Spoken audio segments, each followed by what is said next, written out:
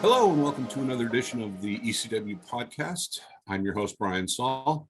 I'm joined today with Marzia Fatimah, and we are going to be talking about our continuing series on the regional chapter events. The chapters are broken out, as we say, regionally, so geographically. So there are a number of states in the South, Northeast, so forth and so on. You can find your chapter by going out to my.eClinicalWorks.com, and that's also where you'll be able to find the registration for the live versions of these presentations. They last about an hour, and each month a different topic is discussed. This month we are discussing front office, and you, as I said, you can register for them on my.eClinicalWorks.com. Also, if you're looking to see more of these podcasts, you can find them on myclinicalworks.com, but also on YouTube and iTunes. So keep your eyes open for that. Again, Marzia Fatimah is joining us. Marzia, thank you so much for joining us today. Marzia is part of the Business Development and Enterprise Strategy Group at eClinicalWorks. Marzia, can you give us a brief intro as to what this front office event is all about? Sure. So in the front office event, we talk about the new features that are coming out or that have already come out with version 11.50 series. We talk about a full front office journey and the products and services that the practice can use to improve the workflows and make it more efficient, not only for the practice, but also for the patients to make their experience good. And then we also talk about some features that have been out there for a while that might be overlooked by practice. And how you can incorporate these features in the practice again to improve your workflows and make it more efficient. Yeah, that's really important. Not only are the new features important, but the existing features that people may or not be using or may not be aware of. It's great to get people up to speed on those because those can be real time savers. They can be just such a boon to efficiency. So it's good to get that information out there. And there is a lot of information that's contained in this particular presentation. What we've done is we've chosen to discuss 8 different topics today. So let's jump in with our first, and that is the ASAP list. ASAP list. What is that, and how can it help a practice?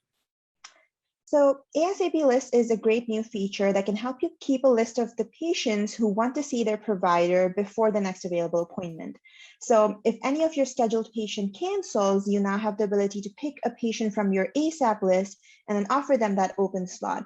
So this not only increases your patient satisfaction, but it also helps the practice bottom line. You're not losing that slot, that appointment that was just canceled. You can now offer it to another patient and the provider can now see that patient. Yeah, so it's great for, as you say, for the bottom line, keeping the patient census up, but also for keeping patient satisfaction up as well. Mm-hmm. They can be seen as quickly as possible.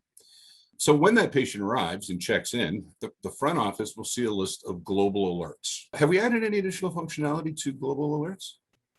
Yes, with the global alerts, we've added a new feature called expiration date. What you can do now is associate an expiration date to each of the global alert associated to that patient. So it's a patient-specific feature.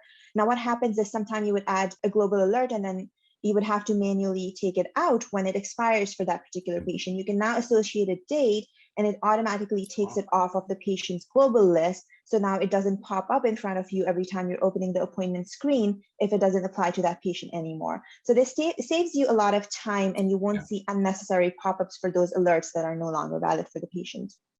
Well, speaking of expirations, something the practices have been asking for quite some time is the ability to set time limits on documents. That is to say, have an expiration date for a particular document. I'm told that's now available. Is that the case? Oh, yes. You now have the ability to associate expiration time frame for a document folder. So let's say we want a patient to sign consent forms each year. What will happen is as soon as you save a signed form in that particular folder, in this case, the consent folder, it will give your front desk staff a notification after 12 months that the document has expired. And that's a cue for them to ask the patient to sign a new consent form. Another feature that I want to point out is restoring deleted documents. Now the practices can restore deleted documents for patients if they were deleted from the front end. That's very helpful. I mean, we all know that it's not easy to delete a document, but it can happen. And when it does happen, sometimes you need that document back. So that functionality is again, providers have been asking for that for a long time as well. Now, Let's move on to two very important enhancements, and that would be Hilo Pay now being available through Messenger and Kiosk. Can you give us some more information on Hilo Pay and how it interacts with Kiosk and Messenger? Absolutely. Hilo Pay is available not only on Kiosk, but also on Patient Portal, Hilo Check-in. You can use it on Hilo Televisits and even your Messenger campaigns. The patients now have the ability to pay their copay before their appointment when they're checking in using Hilo Check-in or Kiosk. And for balances, you can run Messenger campaign that will send out a message to your patient once every month. This is a great chance for your patients to pay by clicking on a link from a text message, not having to log into your patient portal or calling the practice, staying on hold, and getting the statement in mail. Mailing the statement is a huge cost for a practice as well. Hilo Pay will reduce that cost, and it will increase the chances of the payments being made sooner. And the great thing about it is that the payments are automatically posted in the EMR, so it will also save the biller's time. Also with enhancements, what have we done with Kiosk recently? There's two enhancements that come to mind right now. You as a practice now have the ability to ask the patient to self-enable themselves for text messages and voice messages in future. So they can start receiving appointment reminders, messages about their lab results, and so on. And the other feature is that the practice can now upload PDF consents form without having to either type them out in a Word format. If they already have a consent form in a PDF format, they can just upload it for the patients to sign it on Kiosk.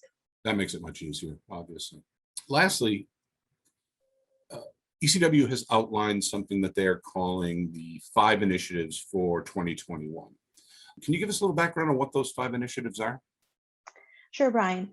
Well, the goal for every practice has always been enhanced patient experience and care. That hasn't changed during the pandemic at all. Maybe the initiatives to reach that goal is a little bit different than it has been in the past. The 5 initiatives that we have identified for the practice this year is to achieve this goal of enhanced patient experience is mass communication. It's important that we keep our patients informed so they feel comfortable coming into the clinic and are aware of their health rather than being confused. Televisits, it's again a great platform for patients who still don't feel comfortable coming into the clinic, or they might just not have the time to take out from their busy schedules. Giving your patients an ability to book the appointment online. We all prefer text and email over calling someone or receiving a phone call. Why not give this opportunity to your patients to book an appointment online with their clinicians? Giving them the ability to make the payments online. We're all so comfortable shopping online. We all have our credit card saved on our smartphones. Take leverage of that and be able to collect your patient copays and balances. Lastly, drive-through clinics for testing and vaccines. Using eClinicalWorks, practices have seen a large number of patients in their communities and offer these services for vaccines and drive-through clinics. You mentioned enhanced patient experience. Can you go a little deeper into how eCW can help patient relationship? How can practices find help in increasing that patient relationship? Definitely. Every practice wants to give the best patient care and experience to their patients, and we want to help the practices get there if they don't have the time to invest or the resources to incorporate these initiatives that we discussed earlier. So if we offer a service called Hilo Aware, we work with the practices to identify the areas of improvement and then help with customizing and setting up of the Hilo products that they want to use in the practice. We help with designing and optimizing the workflows, and we also provide ongoing support if needed in future. Oh, that's great. That's very, very helpful for practices who just obviously don't have the time in many cases to do that sort of research and get those things together. We can definitely help them with that. So that's a great step forward as well. Marzia, I want to thank you again for joining us today. We always appreciate you having you on. Thank you, Brian. As a reminder, if you're interested in these regional chapter events, again, you can check them out on my.eClinicalWorks.com, and that's where you would register for them. Also, if you're looking to see more podcasts, you can find them also on my.eClinicalWorks.com, as well as YouTube and iTunes. That's it for today, folks. Thank you for joining us. Have a great day and stay safe and stay healthy. Take care.